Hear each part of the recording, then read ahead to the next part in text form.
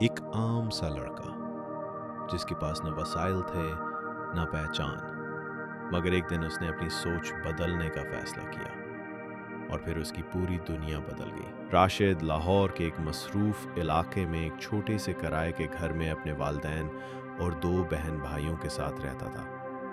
اس کا والد ایک چھوٹی سی ورکشاپ میں میکینک تھا، جبکہ والدہ گھر کی دیکھ بھال کے ساتھ ساتھ سلائی کا کام کرتی تھی۔ راشد ایک نارمل سا لڑکا تھا، نہ بہت تیز نہ بہت سست، لیکن اندر ہی اندر ایک سوال ہمیشہ اس کے ذہن میں گونجتا: کیا میری زندگی ہمیشہ ایسی ہی رہے گی؟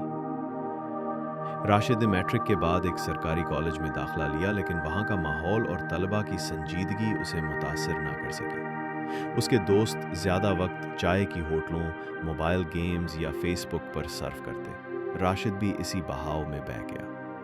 اس کا دن ایک جیسے گزرنے لگا: کالج جانا، غیر سنجیدہ لیکچرز، دوستوں کے ساتھ وقت ضائع کرنا اور گھر آ کر تھکن کا بہانہ۔ ایک دن اس کا چھوٹا بھائی عمر اس کے پاس آیا اور پوچھا: بھائی، کیا ہم کبھی کار خرید سکیں گے جیسے بڑے لوگ کے پاس ہوتی ہے؟ راشد نے مسکرا کر کہا: انشاءاللہ ایک دن آئے گا۔ لیکن اس رات وہ خود سے جھوٹ نہیں بول سکا۔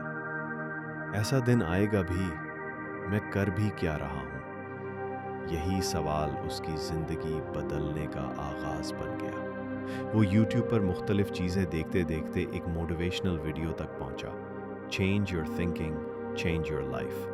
اس میں ایک جملہ تھا جو اس کے دل میں اتر گیا: اگر تم وہی سوچتے رہو گے جو آج سوچتے ہو تو تم ہمیشہ وہی زندگی جیو گے جو آج جیتے ہو۔ یہ جملہ جیسے ایک چمکتا ہوا آئینہ بن گیا جس میں اس نے اپنی اصل حالت دیکھ لی۔ اگلے دن اس نے اپنے فون سے گیمز اور فالتو ایپس ڈیلیٹ کر دی۔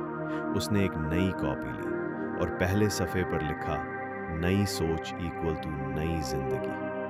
اب وہ ہر روز صرف 30 منٹ خود کو بہتر بنانے پر لگانے لگا۔ کبھی کوئی کتاب، کبھی یوٹیوب پر انگلش سیکھنے کی کوشش، کبھی ایکسل یا گرافک ڈیزائننگ کی ویڈیوز۔ آہستہ آہستہ اس کی توجہ بدلنے لگی۔ وہ دوست جو اسے اوور سوچنے والا کہتے تھے وہ دور، اور جو دوست محنت کو سمجھتے تھے وہ قریب آ گئے۔ راشد نے فری لانسنگ کے بارے میں جانا اور فائور پہ پروفائل بنایا۔ شروع میں کوئی کام نہیں ملا، لیکن اس نے ہمت نہیں ہاری۔